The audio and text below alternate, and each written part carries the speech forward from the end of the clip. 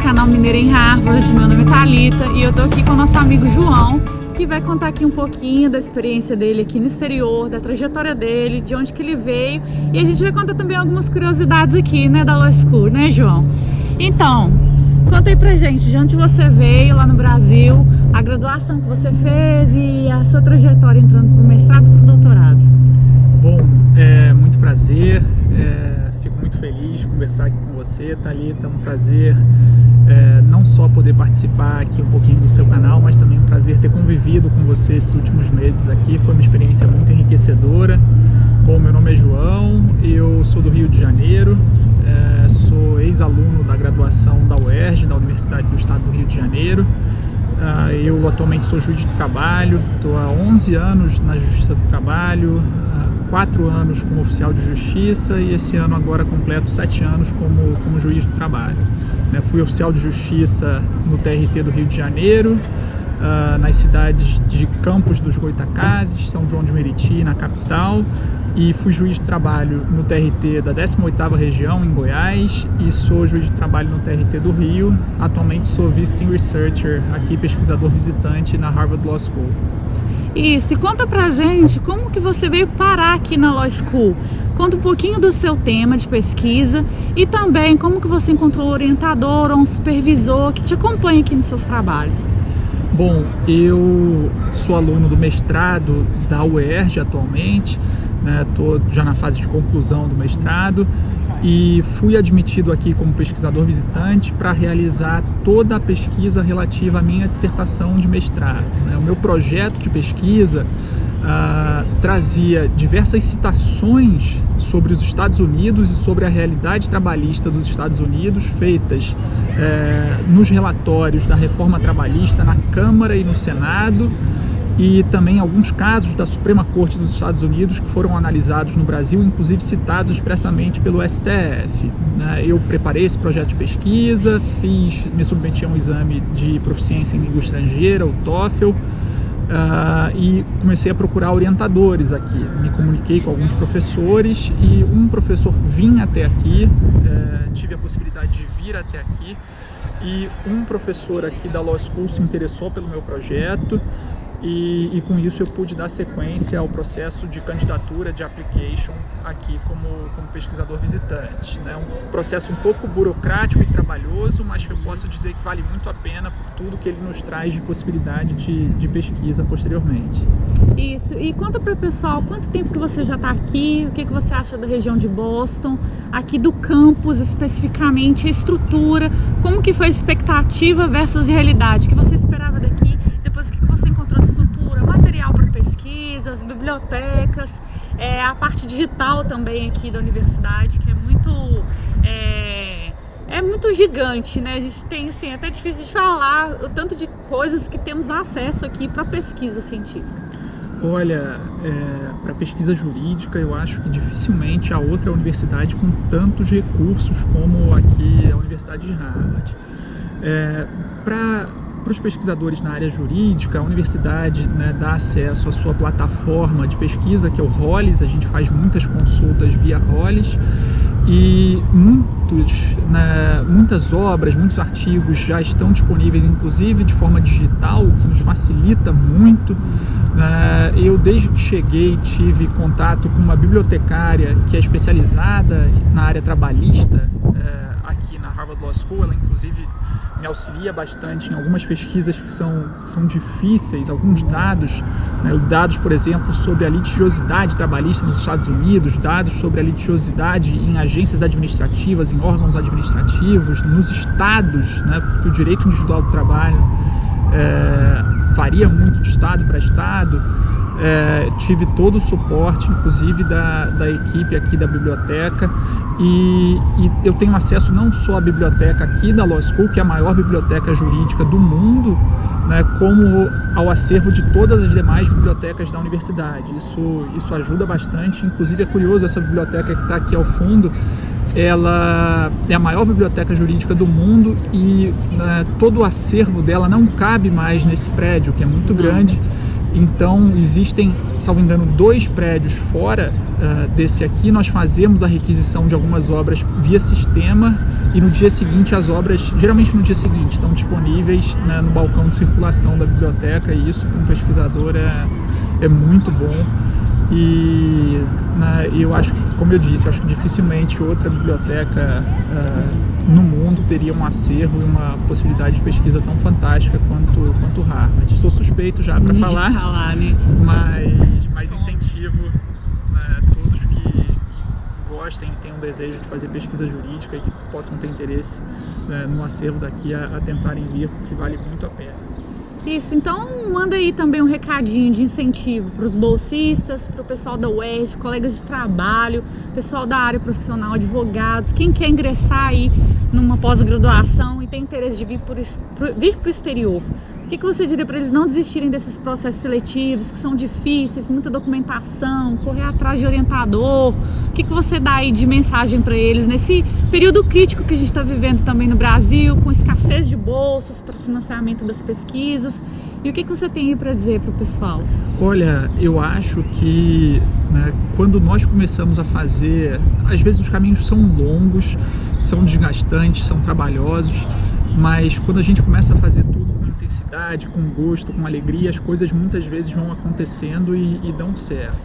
Eu tive a oportunidade na minha graduação em Direito na UERJ de estudar também um ano fora. Eu estudei numa universidade no Japão com uma bolsa de uma agência administrativa ligada ao governo do Japão, e foi um ano também de muito crescimento, né, não só acadêmico como pessoal.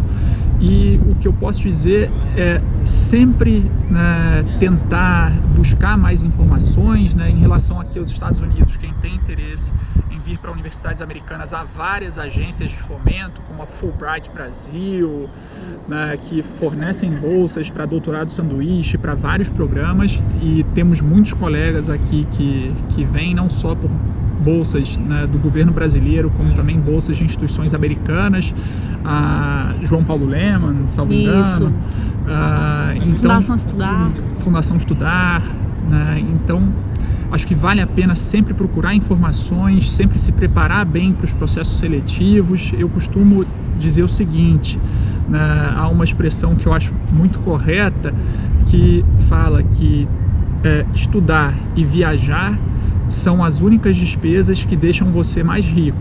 Então eu levo isso um pouco como um lema de vida, e as experiências que eu tive de estudo fora sempre me enriqueceram muito, não só sob o ponto de vista pessoal, como acadêmico também, e costumam puxar muitas outras boas oportunidades, e incentivo muito quem tem vontade de vir também. Bom, e aqui, o pessoal quer saber um pouquinho do mestrado aqui. A gente acaba tendo muitos bolsistas, colegas aqui que são do doutorado, mas muita gente também quer saber como que funciona o mestrado aqui, as possibilidades que existem de assistir aulas como ouvinte, as experiências que você teve de conseguir aulas de ouvinte em outras universidades, que não aqui a Uni daqui, mas de outras universidades aqui na região de Boston, as visitas técnicas que você fez. Conta aí um pouquinho dessa experiência pra gente. Olha, o ensino jurídico, né, falando especificamente da área jurídica, o ensino jurídico nos Estados Unidos, ele já é um ensino de pós-graduação, porque o estudante de direito, ele geralmente vem do college, né, são os 4 anos de formação universitária inicial, e depois disso ele vem para a law school. Geralmente são 3 anos para se obter o grau de JD, que é o Juris Doctor, né? Apesar do nome, esse é o grau de formação inicial, né? Seria o equivalente, né, ao nosso bacharelando, ao nosso bacharel em direito. E então o ensino jurídico já é de pós-graduação. Existem programas de mestrado, né, que são chamados LLMs, e muita gente confunde, porque o LLM ele é um pouco diferente do programa de mestrado tradicional de uma universidade brasileira, né, de uma faculdade de direito no Brasil. O LLM ele é muito voltado, e o ensino jurídico em geral aqui é muito voltado à prática profissional. O LLM possibilita a muitos estrangeiros o contato com o sistema jurídico americano por um período, às vezes, de 1 ano. Há LLMs mais extensos, de 1 ano e meio, 2 anos. E ele habilita, né, quem se forma no programa de LLM a prestar exame de ordem aqui. Então, muita gente que tem interesse em advogar nos Estados Unidos vem, faz um curso de LLM, e né, depois pode fazer o exame de bar aqui, o exame da ordem. Então isso é interessante para quem pensa em talvez tentar advogar. Na área acadêmica, né, os programas como o daqui da Law School de SJD, que é o doutorado, são os programas mais tradicionais, mas é um programa bem mais extenso, são 5 anos, e como eu falei, há instituições que fornecem bolsas, às vezes de doutorado sanduíche também, para alguém que esteja no Brasil e tenha interesse em vir cursar um período aqui, fazer parte de sua pesquisa aqui. Eu sou pesquisador visitante, estou num programa, um programa oficial da universidade de Visiting Researcher. Como Visiting Researcher, eu posso assistir a determinados créditos como ouvinte mediante a aceitação do professor e mediante a existência de vagas, né? Eu consegui assistir algumas matérias. O ensino jurídico aqui é muito interessante, né? As salas normalmente são no formato de uma ferradura, eu costumo dizer, né? No formato de uma letra U, porque isso permite o contato visual entre os alunos e os professores, o contato mútuo entre os alunos, né? Visual. E isso permite a utilização por muitos professores do método socrático, né? Uma aula muito participativa. Os professores às vezes fazem até os temidos cold calls, né? Que são as chamadas frias, as chamadas no escuro, né? Viram-se para o aluno: então, Thalita, você poderia nos relatar o caso tal? E a carga de leitura costuma ser acentuada, os alunos vão bastante preparados para as aulas, né? Mas é um ambiente muito enriquecedor, um ambiente muito interessante, de troca mesmo de experiências, né? Com o método socrático e o método de estudo de casos, né? Que é tradicional da common law do sistema jurídico americano. E as aulas são bem interessantes. Tive alguns professores que me ajudaram bastante ao longo da pesquisa, inclusive um que não era aqui da Harvard Law School, que é um professor da Northeastern University, que se interessou pela minha pesquisa. Pude assistir algumas aulas dele como ouvinte lá.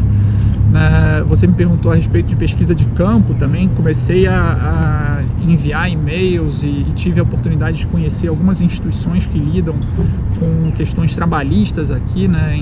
Em Boston, por exemplo, há a sede de uma agência estadual que lida com questões de discriminação no emprego em Massachusetts, né? Poucas pessoas têm conhecimento disso, mas aqui há muitas agências administrativas especializadas em questões trabalhistas, né? Sobre discriminação no emprego, há uma agência federal, que é a Equal Employment Opportunity Commission, que basicamente lida com a promoção do cumprimento das leis federais antidiscriminação, né? A mais famosa é o título 7 do Civil Rights Act de 64 e várias outras leis sobre não discriminação no emprego, não discriminação em virtude de idade, em virtude de gravidez, em virtude de vários outros elementos de identidade, e há agências estaduais que lidam com isso.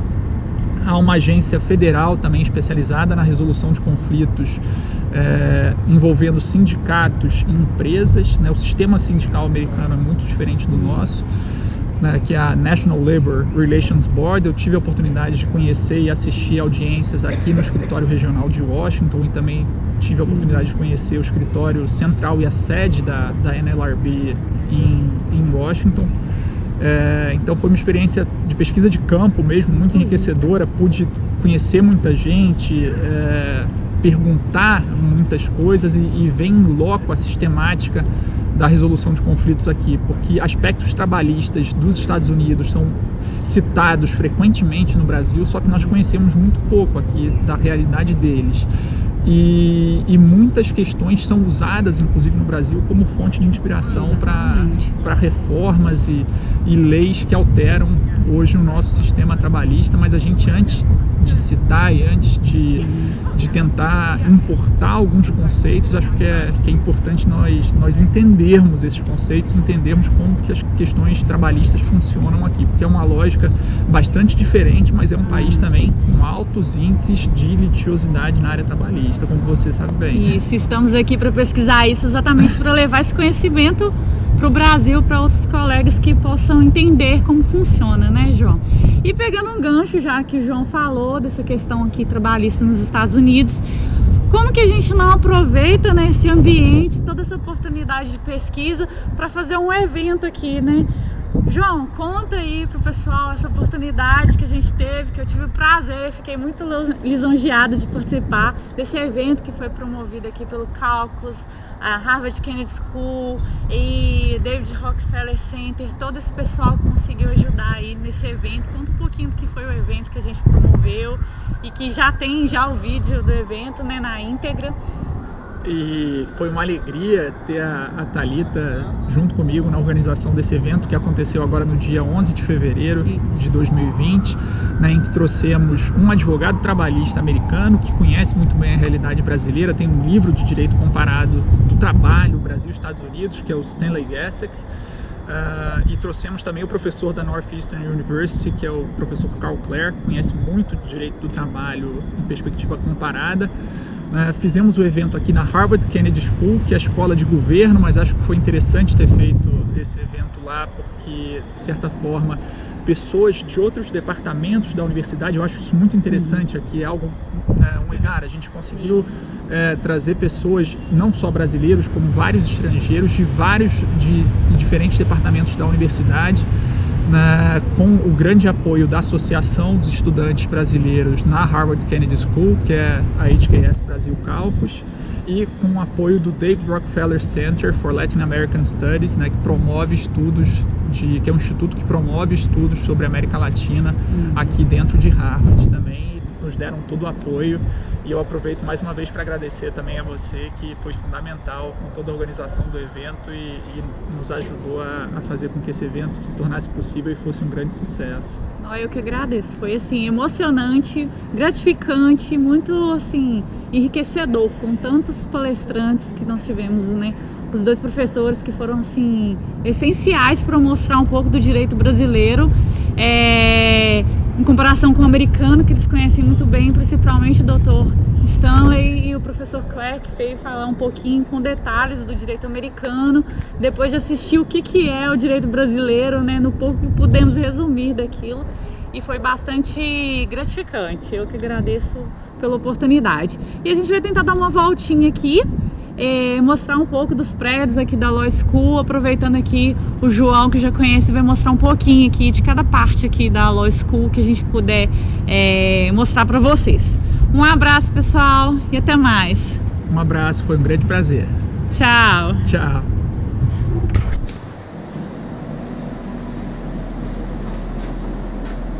Aqui é uma questão interessante, que é o seguinte: os professores, eles têm office hours, são horários em que eles permanecem em seus escritórios, em suas salas, e os alunos marcam de conversar com os professores. E geralmente essas conversas duram em torno de 15 minutos, enquanto um aluno fica conversando com o professor, outro aluno fica sentado aguardando para entrar na sala e conversar também. Então aqui nós estamos num túnel que conecta todos os prédios da Law School. Esse túnel permite que você se locomova de um prédio para outro aqui da Law School sem precisar ir até a superfície, onde, sobretudo nesses meses de janeiro, fevereiro, extremo inverno, costuma estar muito frio. Então isso facilita bastante, sobretudo para mim, sou um carioca aqui, então sinto bastante frio. E esses túneis facilitam muito a locomoção aqui dentro da Law School. Acho interessante que eles costumam colocar quadros, para evitar que as pessoas se sintam num ambiente muito fechado. Geralmente pinturas com cor, bastante alegres aqui. E muitos avisos, murais também com avisos sobre eventos que estão acontecendo aqui na Law School e na universidade. Os alunos de graduação, que estão no programa de JD, costumam ter lockers aqui no túnel também, onde eles podem guardar livros, guardar seus pertences pessoais. E a indicação dos prédios, no início a gente começa bem perdido aqui, mas aos poucos a gente vai conseguindo se localizar e se situar. Aqui são filmes jurídicos, desses pôsteres e pinturas também, questões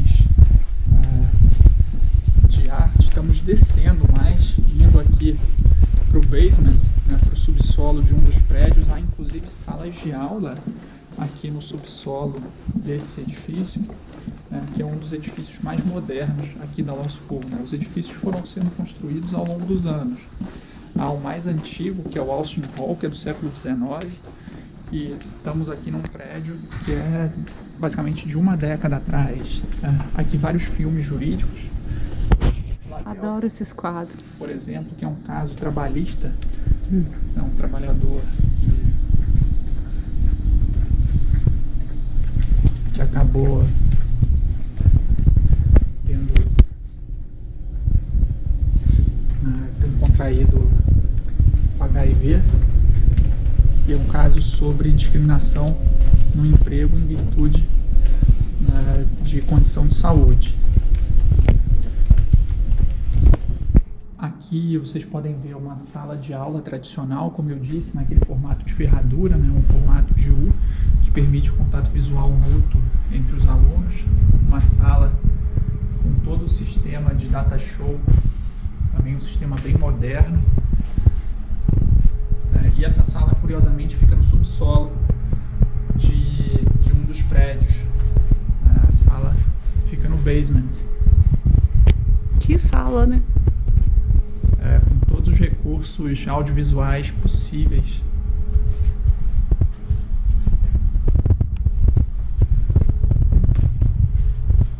E algo curioso aqui da Law School também é o seguinte: nós temos muitos lunch talks todos os dias. Há eventos no horário de almoço, geralmente de meio-dia a 1.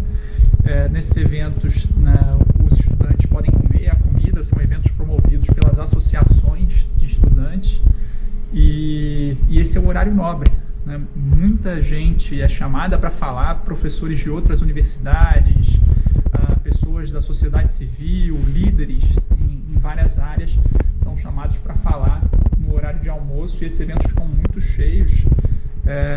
Alguns dias há 13, 15 eventos acontecendo ao mesmo tempo no horário de almoço. Um evento sobre o Brexit, outro sobre as comunidades indígenas e as questões trabalhistas das comunidades indígenas nos Estados Unidos, né? Eventos sobre os temas mais variados possíveis. Muitos professores lançam livros nesses horários, e é interessante ver esses book talks, e são feitos em salas como essas, ou maiores até, né? Mas são eventos muito interessantes. Eu costumo ser um frequentador assíduo dos lunch talks mesmo, que são momentos muito enriquecedores do dia, além de isso nos possibilitar um convívio e nos possibilitar conhecer muita gente também de vários países e de vários locais aqui dos Estados Unidos. E os book talks também.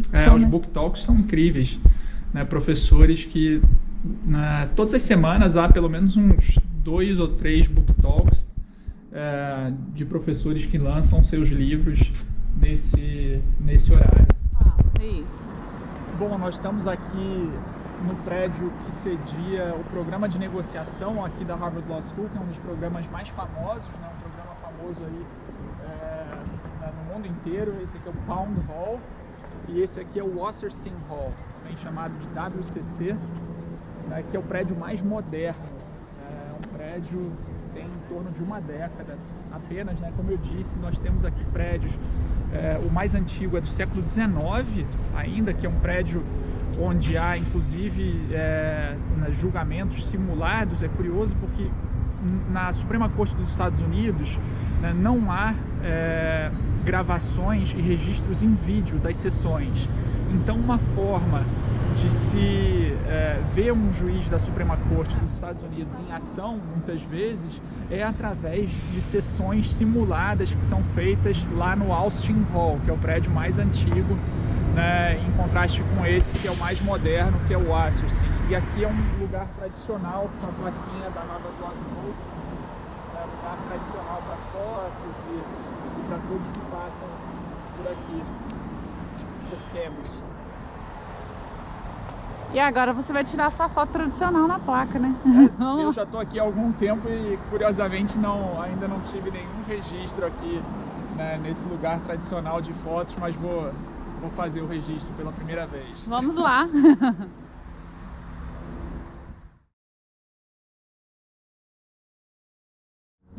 Bom, esse prédio aqui então é o Austin Hall. Ele foi o primeiro prédio concluído aqui da Law School.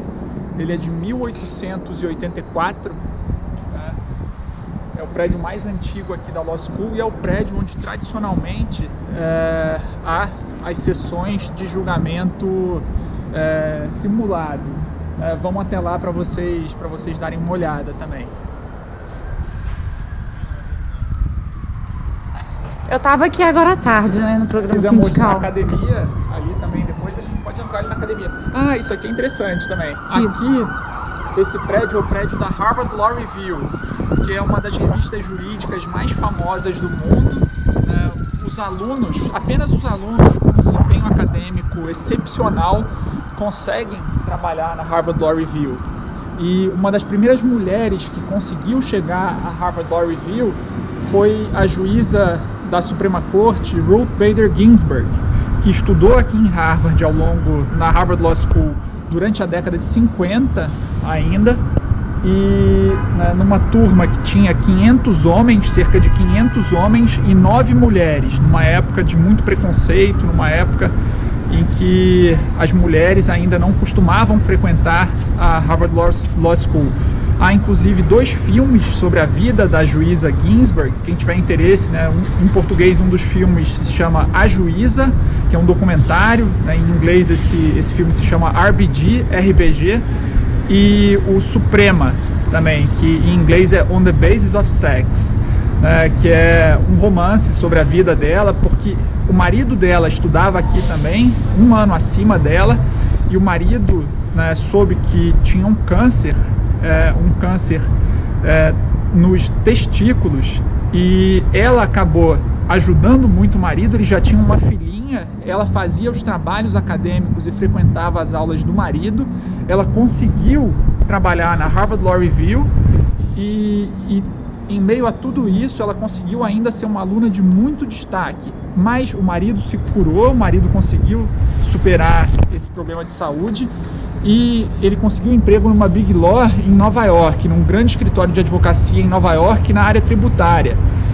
Então a Ginsburg ainda tinha 1 ano para cursar aqui na Harvard Law School, e ela precisou e tentou pedir transferência para a Columbia, mas ainda tendo o seu diploma expedido por Harvard. Só que isso não foi deferido pelo diretor à época, que inclusive a tratou com certo deboche. Então ela precisou se transferir para a Universidade de Columbia, também muito tradicional em Nova York, e lá ela concluiu o curso de Direito, se formou e traçou uma trajetória muito bonita, seja como professora, como ativista em questões de igualdade de gênero, depois nomeada para a Corte Federal de Apelações do Circuito de DC, da capital, e na década de 90 nomeada pelo então presidente Bill Clinton como juíza da Suprema Corte, né, e até hoje como juíza da Suprema Corte, completa 87 anos, no próximo mês. Aqui não há aposentadoria compulsória, então ela vai completar 87 anos agora em março de 2020.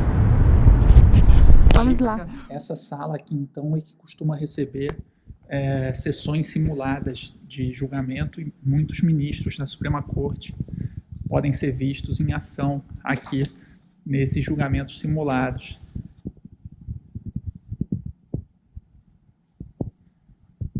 Uma das salas mais tradicionais aqui da Harvard Law School.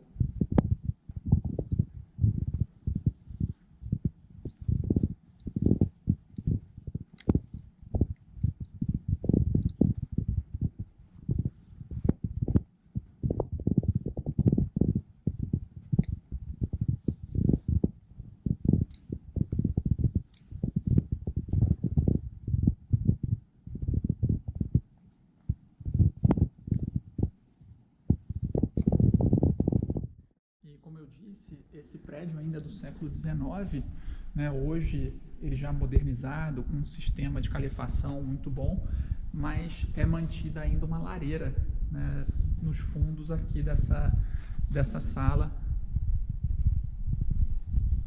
Essa lareira já deve ter aquecido muitos eventos e muitas aulas aqui dentro.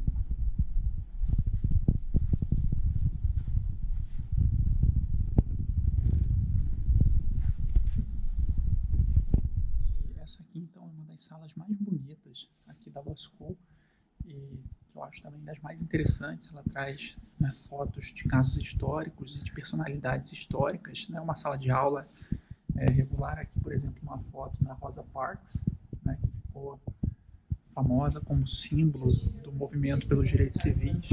A Rosa Parks, ela, né, num momento ainda de segregação racial, na cidade de Montgomery, onde os assentos do fundo dos ônibus eram reservados para negros, ela se recusou, né, num determinado dia em que o ônibus estava cheio e o motorista alterou os assentos para os negros, né, colocando os negros ainda mais para o fundo do ônibus. Ela se recusou a se levantar e o motorista do ônibus, por isso, chamou, né, um policial, e a Rosa Parks foi presa porque ela se recusou a se levantar para ceder seu lugar, e ela se tornou um símbolo, então, de resistência e um símbolo na luta pelos direitos civis, né, o que culminou com a assinatura em 64, né, do Civil Rights Act, e, né, que importou na total dessegregação.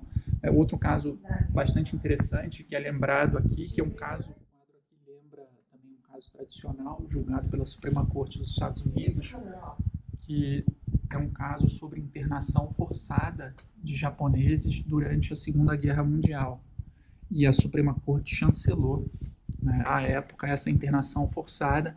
Esse caso é lembrado como uma das piores decisões da história da Suprema Corte dos Estados Unidos, e o quadro, né, que lembra esse caso. Então, eles fazem questão de se lembrar não apenas das decisões consideradas, né, melhores e mais progressistas, como também de uma decisão considerada uma das piores da história. E aqui, né, o famoso caso Brown versus Board of Education, em que a Suprema Corte, né, acabou decidindo pela necessidade de dessegregação racial das escolas.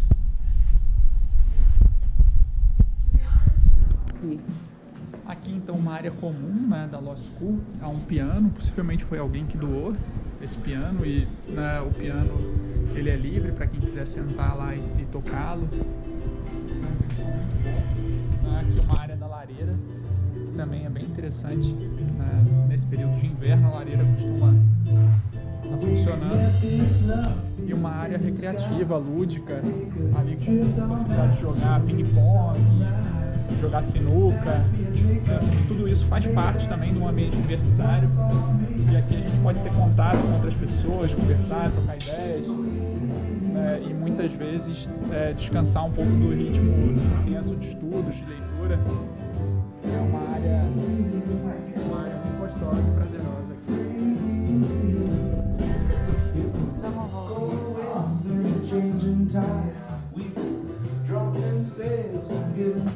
Oh, shit.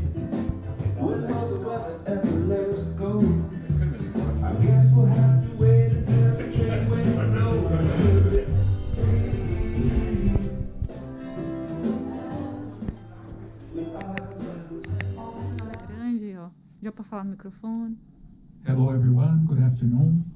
It's really a pleasure for us to be here with you today, and we are very happy to receive here Professor Carl Clare and Dr. Stanley Gastick.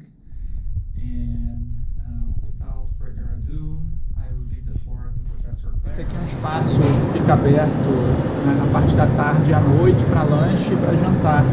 Também aqui dentro da Law School, e ali adiante aqui você paga por peso, cafés, bebidas também. E aqui uma parte que é um pub, né, e onde geralmente às quartas-feiras à noite há venda de cerveja e bebida alcoólica, também com uma decoração interessante, uma decoração jurídica, às vezes com fotos de eventos que aconteceram no passado, construção de alguns edifícios aqui da Law School, e com fotos também de algumas personalidades, né, ministros da Suprema Corte que estudaram aqui, ou professores.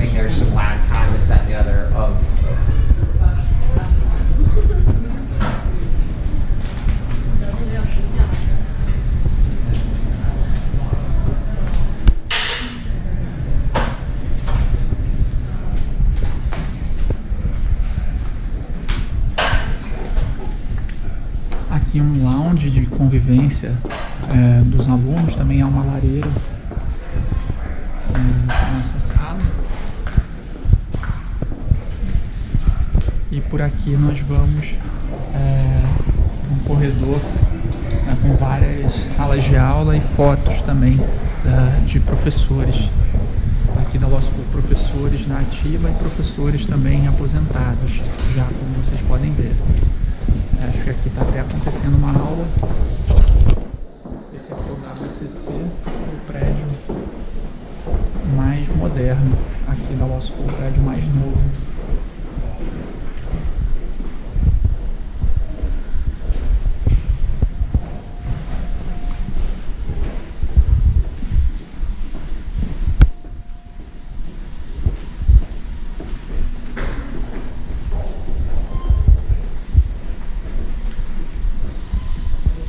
E aqui são salas de reunião que os alunos podem reservar, né, para muitas vezes se reunir com colegas, às vezes trabalhos de grupo, né, podem ser feitos nessas salas de reunião e de estudos.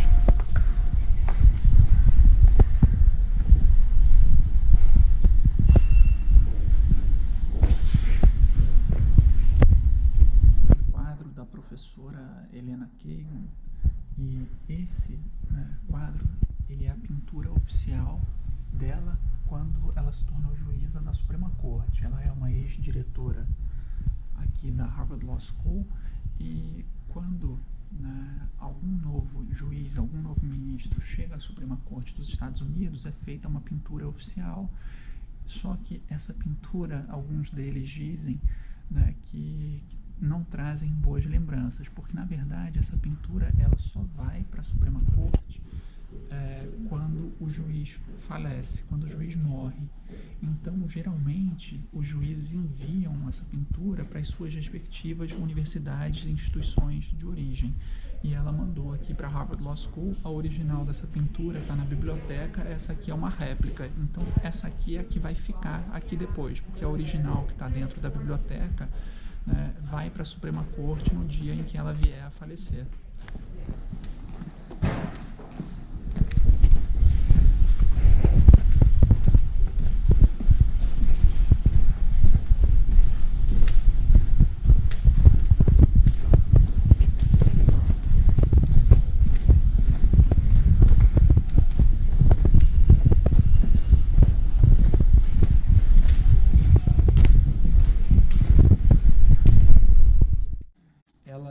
Na verdade, pode ser ampliada. Essa aqui é uma parede reversível, ela sobe e consegue juntar duas salas desse mesmo tamanho. Aqui é uma sala muito usada também para lunch talks e book talks de professores. Quase todos os dias há eventos aqui no horário do almoço. E eu já vim para o evento aqui também, conferência, vim para um congresso. Vamos ver se outra sala está aberta. E nesse espaço aqui há várias frases de personalidades, frases de impacto, frases muito bonitas também para reflexão, mas é o acesso também para um espaço de eventos aqui, em que há 3 salas também com paredes retráteis.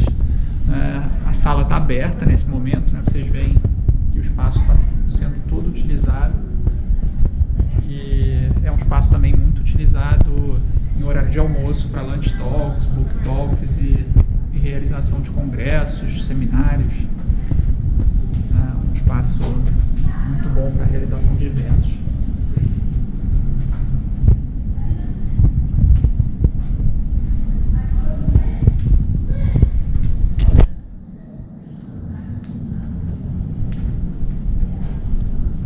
Frases de várias personalidades aqui. Martin Luther King Jr., Simão Bolívar, Kant, entre vários outros.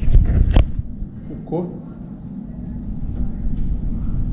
a Magna Carta, imposta ao rei João Sem Terra, como o primeiro documento constitucional trazendo limites à imposição e imposições ao monarca da Inglaterra em 1215.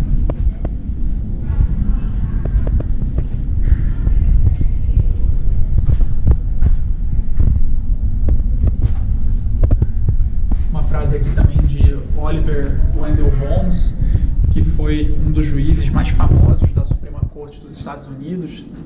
O Holmes tem um voto clássico num caso trabalhista que foi Lochner versus Nova York, que é um caso de 1905, em que a Suprema Corte, naquela época, declarou inconstitucional uma lei do estado de Nova York que limitava a 60 horas semanais a jornada de trabalho dos padeiros. E a Suprema Corte entendeu à época que aquilo ali seria uma interferência estatal indevida na liberdade contratual entre as partes, né? E que o empregador ali, de acordo com aquela lei estadual, estaria sendo privado de sua propriedade, né? Aquilo ali seria uma ingerência indevida no seu direito de propriedade sem o devido processo legal, o que violaria a 5ª emenda à Constituição dos Estados Unidos. E esse caso marcou toda uma era na Suprema Corte dos Estados Unidos, em que a Suprema Corte declarava inconstitucionais várias leis trabalhistas por adotar esse tipo de raciocínio, de que as leis interfeririam na liberdade contratual entre as partes, mas esse entendimento foi superado em 1937, no julgamento do caso West Coast Hotel versus Parrish, que era o caso de uma camareira do estado de Washington, que havia reclamado o pagamento de salário mínimo de acordo com as leis do estado de Washington e de acordo com o salário mínimo fixado por uma agência administrativa do estado de Washington. E em 37, por 5 votos contra 4, a Suprema Corte entendeu constitucional essa lei de salário mínimo de Washington, e isso possibilitou toda a expansão do programa do New Deal, à época conduzido pelo presidente Roosevelt, que permaneceu no poder por 4 mandatos, dando ensejo depois, inclusive, a uma emenda constitucional que limitou os mandatos presidenciais ao máximo de 2, algo que não existe no Brasil em relação à reeleição, mas o Holmes foi o voto dissidente naquele caso Lochner versus Nova York, um voto dissidente que ficou para a história, ficou conhecido bastante por isso. E o Oliver Wendell Holmes, ele era aqui de Massachusetts, ele inclusive foi juiz da Corte Suprema de Massachusetts. Esse aqui então é o andar da pós-graduação, o Graduate Program, que é até uma palavra que às vezes é um falso amigo, porque o Graduate Program significa pós-graduação. Aqui são os doutorandos na Law School, os SJD Candidates. O doutorado, como eu havia falado antes, dura 5 anos. Aqui tem um mini currículo, uma mini biografia de cada um. A gente sabe quem é quem, sabe sua área de interesse, seu país. Aqui nós temos os alunos do LLM, que seria o equivalente a um mestrado, dura 9 meses essa inserção ao sistema jurídico americano. E aqui os Visiting Researchers and Scholars, pesquisadores visitantes, professores visitantes e alunos intercambistas também. Que não se limita a esses quadros aqui, por exemplo. Tem muitos que estão nos sites de cada departamento. Sim, com certeza. E aqui está o João.